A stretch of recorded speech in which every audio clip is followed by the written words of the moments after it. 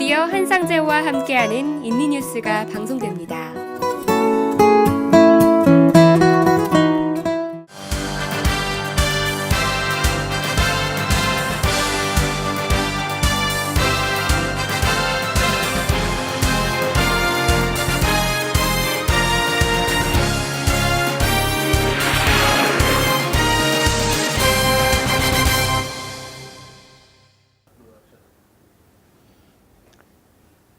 여러분 안녕하십니까?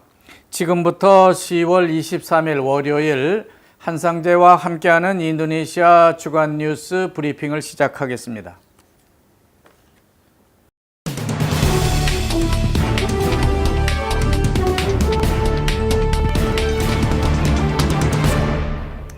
지난주는 조코위 대통령 취임 3주년을 맞는 주간이었습니다. 콤파스 신문은 조코위 대통령에 대한 여론조사 결과를 발표했습니다. 결과를 보면요, 대체로 좋게 나오고 있습니다. 물론 조코위 정부도 도로 건설이라든지 철도, 항만, 고속도로 건설, 공항 건설 등의 국가 인프라 건설 실적을 대대적으로 홍보하고 있는 모습을 볼 수 있습니다. 금년 경제 성장률도 5% 이상으로 아주 긍정적인 예측을 내놓고 있습니다.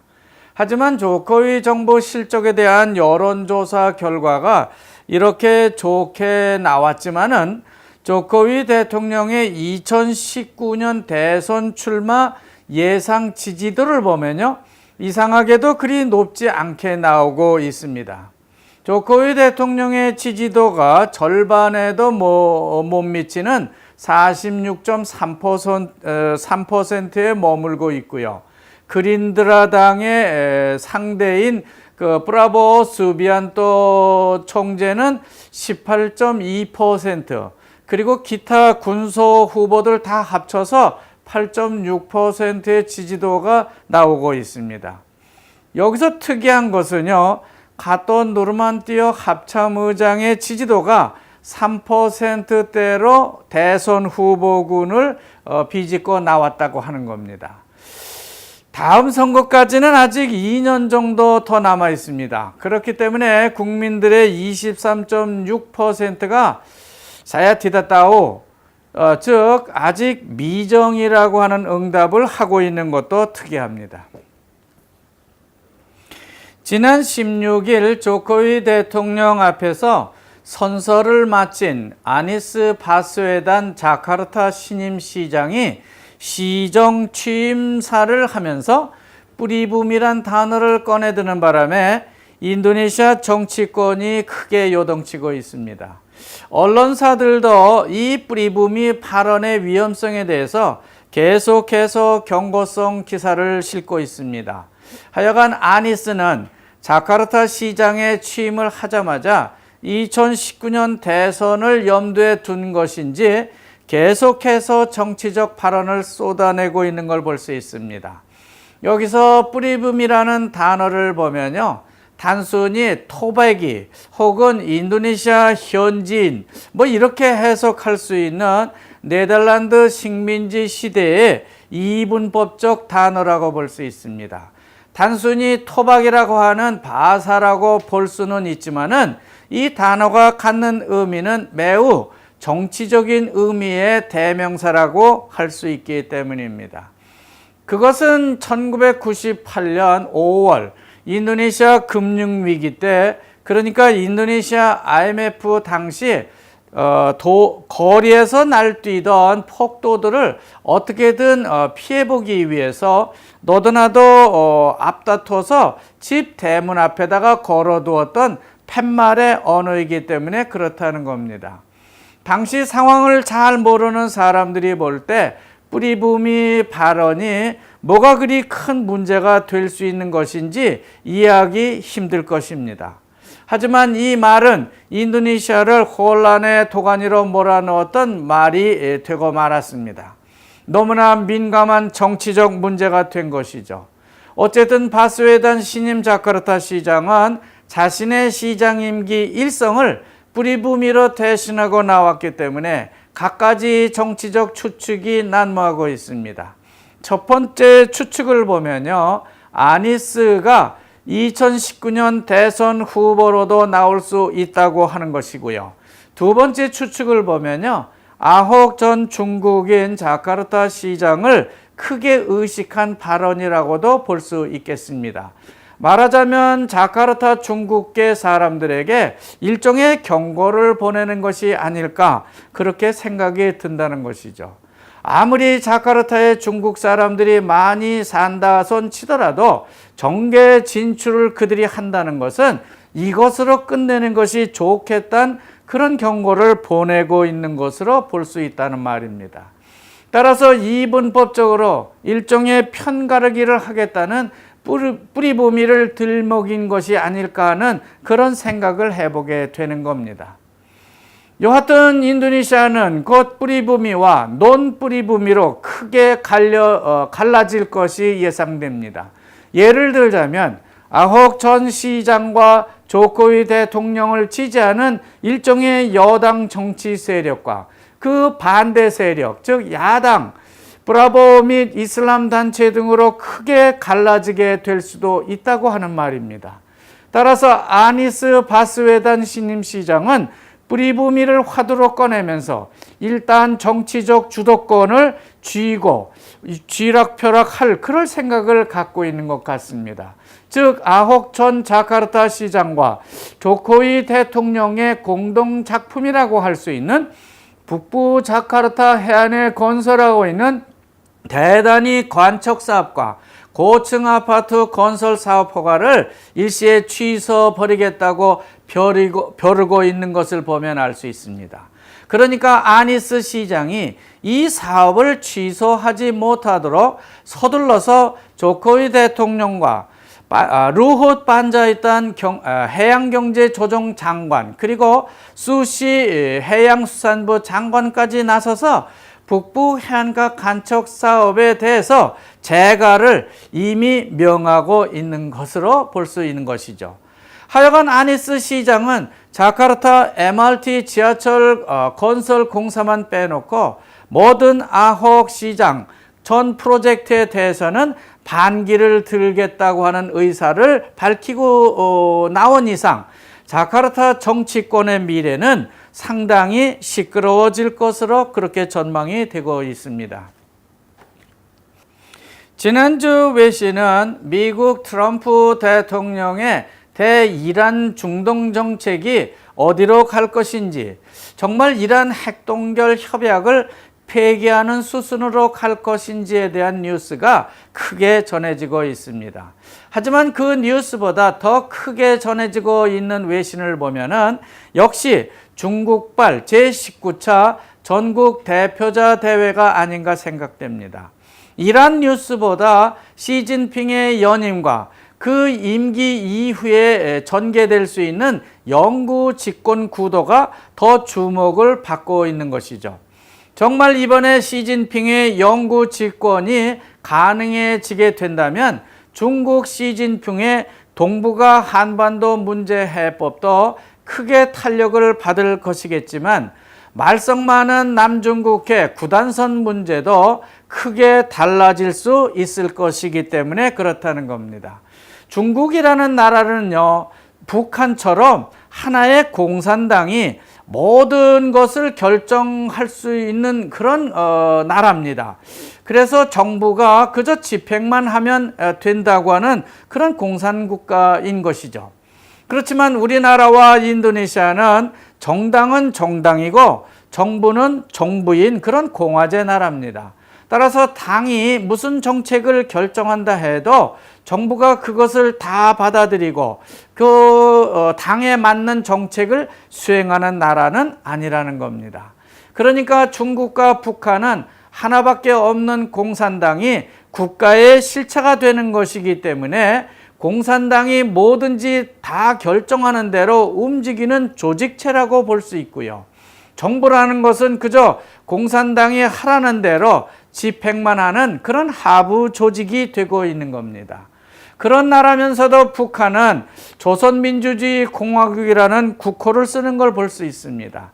하나밖에 없는 공산당이 다 해버리는 국가면서도, 그런 국가면서도 헷갈리게 하는 민주주의 공화국이란 국호를 쓰고 있습니다. 하여간 중국도 북한처럼 민주주의 국가처럼 보이고는 있습니다. 하지만 중국은 어디까지나 사회주의 공산국가라고 볼 수 있죠. 그것은 공산당이 뭐든지 다 하기 때문에 그렇다는 겁니다. 인도네시아 신문도 참으로 난해한 중국의 정책 결정 체계에 대해서 국민적 이해를 돕기 위한 도표까지 동원해 가면서 설명을 가하고 있습니다. 즉 중국의 공산당원 수는 8,500만 명에 달한다고 하는데요. 이 중에서 350명을 뽑아서 중앙위원이라고 하는 것을 선임을 하고요. 이 중앙위원 중에서 다시 25명이 정치국 위원회에 오르게 되고, 또다시 그 25명 중에서 7명을 간추려서 지난주 외신의 초점이 되었던 상무위원이 되는 그런 체제를 갖고 있습니다. 중국 상무위원들은 매우 높은 직책이라고 볼 수 있죠. 여기서 모든 권력 행사가 나오기 때문에 그런 겁니다. 시진핑 주석도 나오고요. 우리가 흔히 듣게 되는 이름, 장쩌민이라든지 후진타무가 그렇고, 시진핑의 사람으로 잘 알려진 왕시산이라고 하는 상무위원도 여기에 속해 있습니다. 이들 상무위원들은 시진핑 주석의 연임 여부도 결정을 하는 그런 것입니다. 따라서 왕시산의 연임이 뉴스에 초점이 되고 있는 것입니다.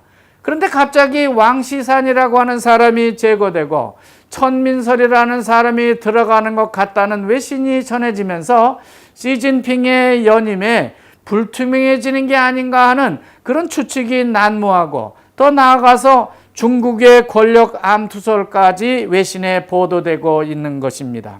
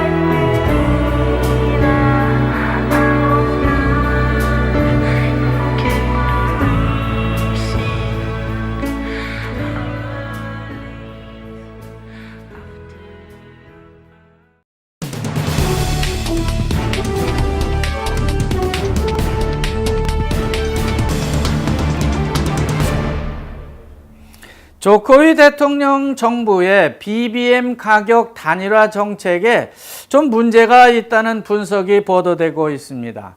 여기서 BBM이라고 하는 것은요, 바한바가르 민약의 준말인데요. 자동차나 선박 등에 사용하는 연료를 말하고 있는 겁니다.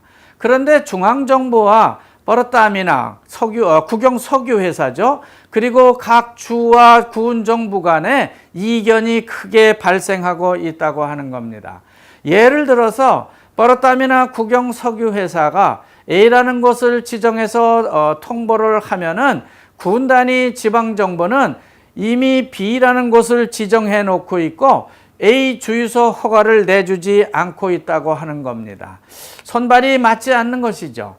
이런 경우는 주유소 허가 문제고요. 또 다른 문제는 가격입니다. 문제가 되고 있는 지역은 대부분 파푸아나 말루쿠 같은 도서 지역이나 오지인데요.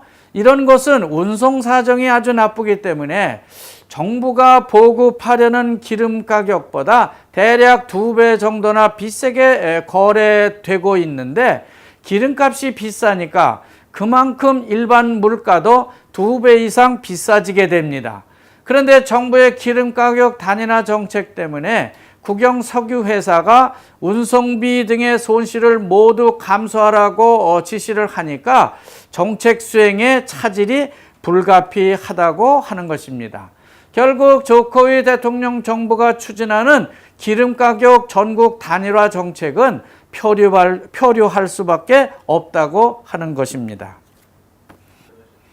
2017년 아시아 대학 평가에서 17개 인도네시아 대학만이 400등 안에 든 것으로 나타나고 있습니다. 그런데 이들 대학 중에서 100등 안에 든 대학을 보면은 단지 3개 대학밖에 없습니다. 즉, 유니버시타스 인도네시아가 54위를 마크했고요. 이테베, 즉 반둥 공과대학이 65위, 우게엠, 가자마다 대학, 족자에 있는 대학이 5위에 평가를 받고 있는 겁니다. 그 외에도 14개 대학이 인도네시아 400대 안에 들어갔는데요. 그걸 좀 간추려 본다면 이베베, 그러니까 보고르 공대가 147위, 수라바야 에르랑가 대학이 171위, 반둥 빠자자란 대학이 176, 인스티튜트 테크놀로지 스플루 노벤버가 232위, 운딥이라는 대학이 240위, 그 아래로 보면요, 비나 누산따라, 그리고 말랑에 있는 브리위자야, 반둥의 하사누딘 대학, 수라카르타 솔로죠, 솔라에 있는 모하마디아 대학, 스망기에 있는 아트마자야 카톨릭 대학, 그리고 한국 학생들이 많이 다니고 있는 뿔리타 하라파니 대학이 있고요. 그 다음 우다야나 대학, 그리고 스블라스 마렛 대학, 또 반둥의 파라야안 대학 등이 351등에서 400등 사이에 들어가 있다고 합니다. 그렇다면은 아시아 최고 대학은 어디일까요? 싱가포르의 난양공대가 1등을 차지했고요. 싱가포르 국립대가 2등, 홍콩 과기대가 3위, 우리나라 카이스트가 4위입니다.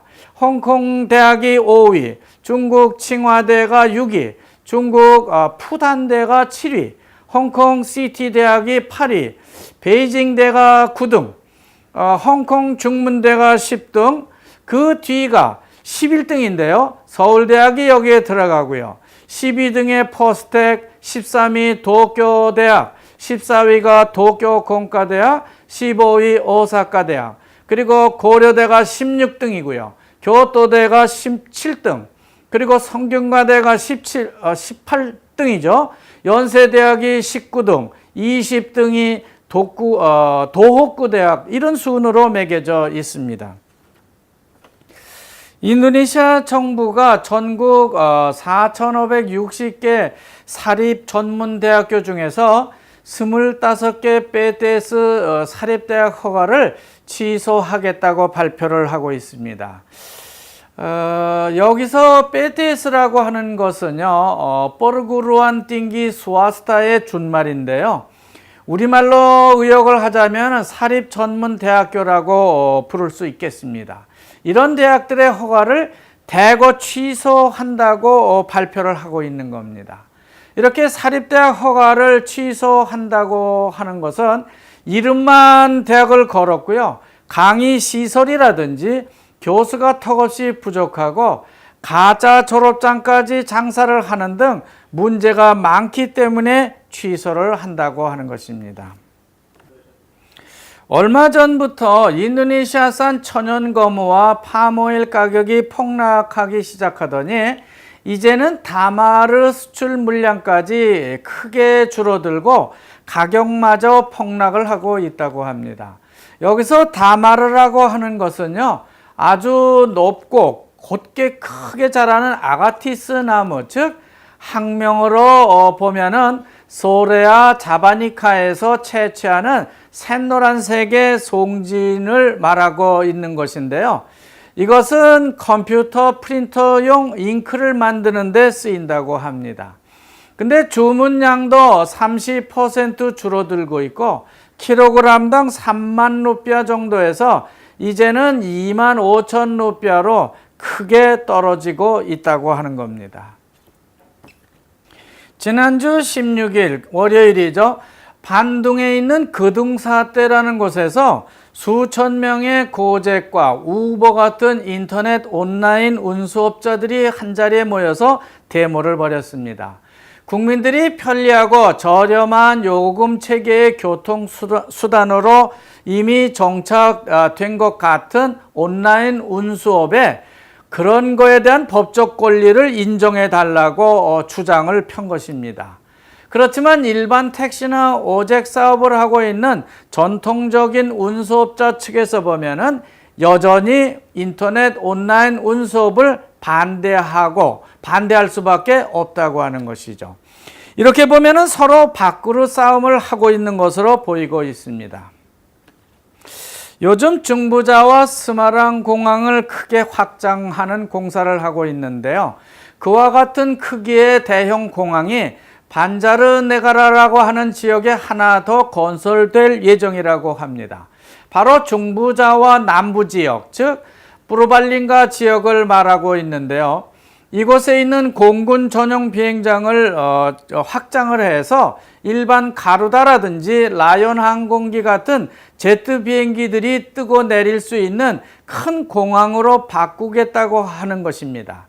이곳에 스마랑 공항과 같은 대형 공항이 생기게 되면은 프루발린가, 끄부멘, 반자르네가라, 워너서버, 바뉴마스 등 비교적 아주 낙후된 도시들의 경제에 큰 활력이 될 것으로 전망하고 있습니다. 이 지역은 특히 우리나라 가발 공장들이 많이 진출한 곳이기 때문에 교통은 편리해질 텐데 최저임금이 올라가지는 않을까 그런 걱정이 듭니다. 이상으로 10월 23일 인도네시아 주간 뉴스 브리핑을 여기서 모두 마치겠습니다. 시청자 여러분 대단히 감사합니다. 안녕히 계십시오.